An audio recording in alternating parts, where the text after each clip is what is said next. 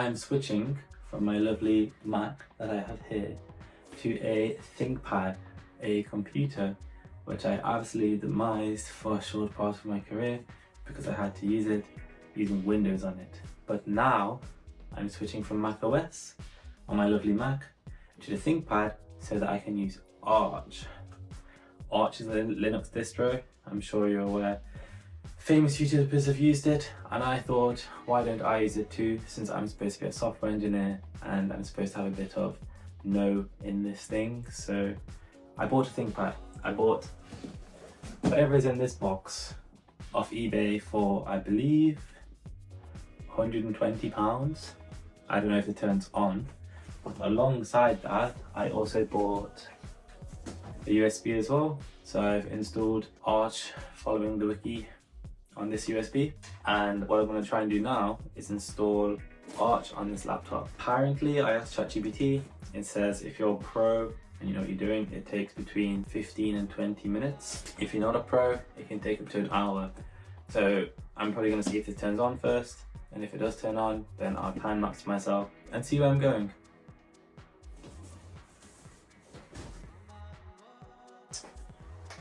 This is the ThinkPad. It's got some kind of disgusting sticky stuff on the front and on the back. I think it has 16 gigabytes of RAM. And on the eBay person I bought it from, they sell loads of these. I don't know if I'm in frame. They sell loads of these, so it varies in quality. The one I've got seems to be pretty good quality. But yeah, again, I don't know if it turns on. But yes, let's see.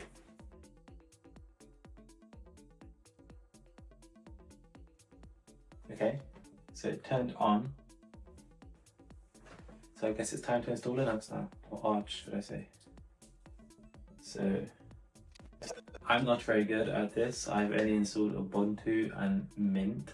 So what I'm actually going to do is open the Arch wiki on my nice big screen so I know what I'm doing. So please give me a moment. Oh man, I accidentally logged out. I don't know. I don't have a login, so I seem like a very incapable person right now doing this because I don't know how many steps there is, but it doesn't seem like I've got very far. Okay, I think I'm in frame. It doesn't matter. It's annoying. What has happened is I accidentally installed the Arch OS onto the USB, overwriting the ISO image, which explains why it won't boot. So now I need to, or what I have already done, because my camera died, is reinstall the ISO or the image back into the USB and then install it onto the laptop once again. But I'm going to listen to ChatGPT more and in the hopes that it helps me get through this, because it's 11:15 and I don't really want to be doing this anymore. I'm excited for the result. I'm excited to customize it and learn to use it, but this installation, I don't know, I've not seen people online say it'd be this painful for them. Maybe I'm just stupid. Maybe. Let's see. I also got a beer. Great taste, 2 stars. I don't want to get the code wrong, so I'm using an iPad. Let's take a picture. This right now is the most user-friendly the whole setup has looked like. I'm aiming to have it look like what I've seen on Google Images, or what I've seen other YouTubers have, but yes, still working. So, allow me to continue. Okay, so now this is what I have. This is the current state of Arch. It's blue screen, not very usable, and I plan on installing KDE Plasma, but I'm pretty tired, so I'll probably do it tomorrow.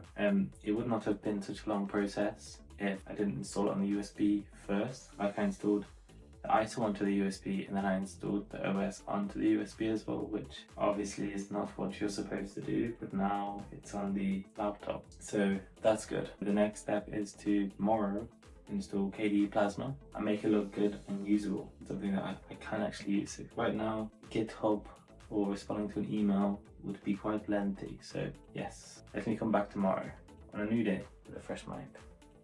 Yeah, so it's now Sunday evening, so I think I started doing this on Monday, and I pretty much spent an hour every day in the evening when I had free time looking further into what I could change, modifying all the config files, modifying so many different files and trying to make it something that I like. And it got to the point where a lot of the stuff I was actually implementing started breaking, so I found my limit. So I think the first thing that I wanted to do is just get it working in a way that I like and leave it there, and I'll probably try and use it for around a month. So that's my goal. So I can show you what it looks like now. I don't know if I'm in frame, but let's see. So if we look, this is what the login screen looks like. It's got a cool GIF. I spent a long time trying to get the GIF on the login screen, probably about half an hour, because I'm relying on ChatGPT a lot, ChatGPT to kind of modify the comp files, and it kept either using things which didn't exist or modifying things which didn't exist. I'm not quite understanding the root causes, so it's a bit of a shame. But yes, this is the login screen. I have OBS installed now, so I'll switch it around and show you around what I've done. And it's super interesting, I think, at least. So let me just show you. Okay, so yes, we're in now. This is a really laggy camera from a ThinkPad. I don't know the model, X13. But this is my Arch Linux Hyperland KD Plasma setup. This is what I've got. The laggiest part about this is the camera. It looks like it's moving at like 15 FPS. But yes, if I go to page 1, this is what happens when I start up. I get the terminal, which usually uses fast fetch. So if I'll restart it. Hold on. Apologies, I had to restart because the window I was using before was running the waybar, which meant I couldn't use the terminal or Kitty because it was running a process in it. But I restarted and we're here again. So if I go to, this is what it looks like when I land. On this side we have, I think it's called BTOP. It kind of gives you the details of the system running, tells you CPU. What I find so surprising is that Arch Linux actually doesn't use very much resources. This is a £120 laptop and I didn't get a steal. You can go on eBay and you can find the exact same laptop from the same seller. They're selling like hundreds of them, I think. So you can get one too. And idling, or not even idling, because we're running OBS and a few terminals or kitties. It's using like 18%, and if you look at the RAM, it's only using 2 gigabytes in total out of an available 16. So it's really quite impressive. So we have BTOP here, kind of giving us a breakdown of what's happening. And then here we have fast fetch. You can do it again. Fast fetch gives you this cool,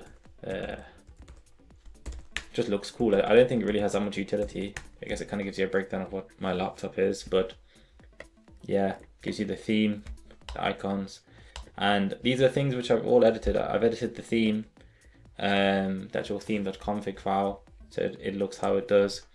And I really like the fact that I can use a super key to navigate around. So if I use a super key, which on this laptop is just the Windows key, like super 1, super 2, super 3, super 4, switching the desktops, which I find quite useful.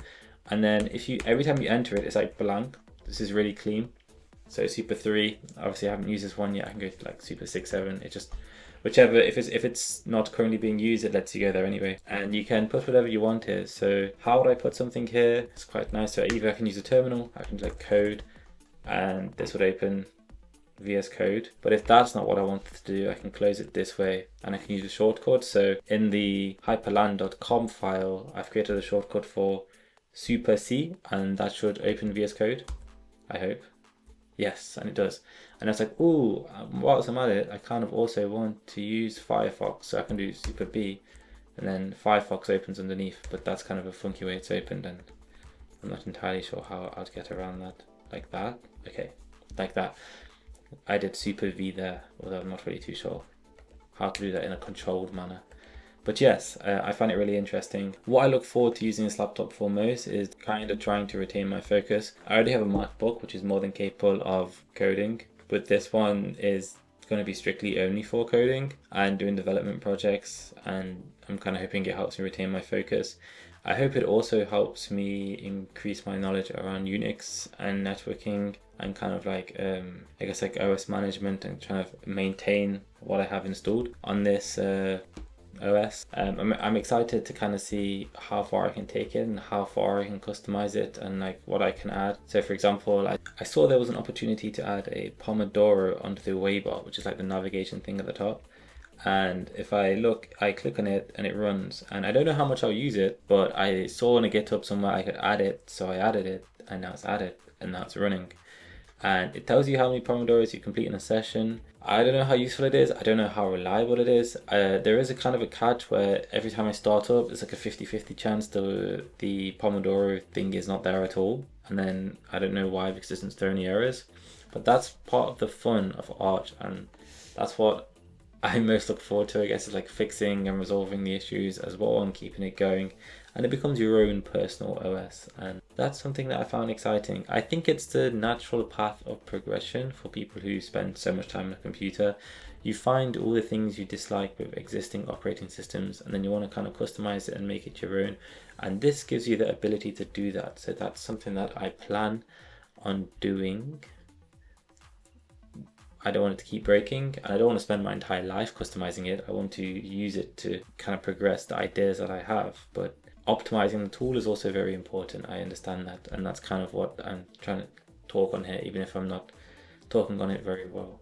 I think one mistake that I made when kind of modifying the comp files and trying to make it mine was that I was using ChatGPT a lot. And even before working on this or actually having Arch installed, I was looking at ChatGPT a lot, even though all the videos I watched told me that the docs for Arch are really good and some of the best. I still didn't read them. I was like, oh, ChatGPT can do everything for me. It can tell me if I ask it or give me the answer. And the truth is, for the most part, it was wrong because it was never quite certain which versions I had installed, what was latest, what was still valid syntax, what was still a valid parameter. So I was guessing and it kept getting stuff wrong, and it took longer copying and pasting and going back and forth. Instead, I could just look on the manuals and it gave me the exact kind of answer to the problem that I was facing. And this happened more than once. It happened maybe 10, 15 times in total, where I was just disregarding the docs, but the docs had the answer the whole time. So that's kind of the main lesson I guess I can take away from this. And it's kind of a niche lesson since it's not too applicable in today's world of development, but reading the docs is really important, and it's something that if you plan on installing Arch, I would say go for the docs instead of ChatGPT, unless you're really stuck on a problem and maybe it can guide you. But for the most part, the docs are enough. And yeah, I just look forward to building stuff in this. I'll be recording on this all the projects that I build in the next coming months. I won't be editing it on this laptop, unfortunately, since I've used open source software before, like GIMP, and I prefer Photoshop. I'm currently slightly well versed in Final Cut Pro, so I'll continue using Final Cut Pro to edit, just since that's the suite of tools that I use. But for development, I'm going to be going through this, and I'm going to be seeing how far a £120 laptop can take me. I don't know how exciting that is, but I thought that concept was exciting when I bought the laptop. And yes, thank you for watching. You'll see more development on this, and hopefully every time I make a video and record content, you'll see some changes on the Arch. And maybe I inspired you to do Arch, or maybe PewDiePie did, I don't know, but maybe someone did. Thank you for watching. Bye bye.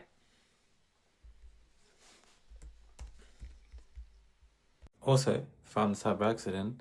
It's touchscreen. Wow. It's really cool, right?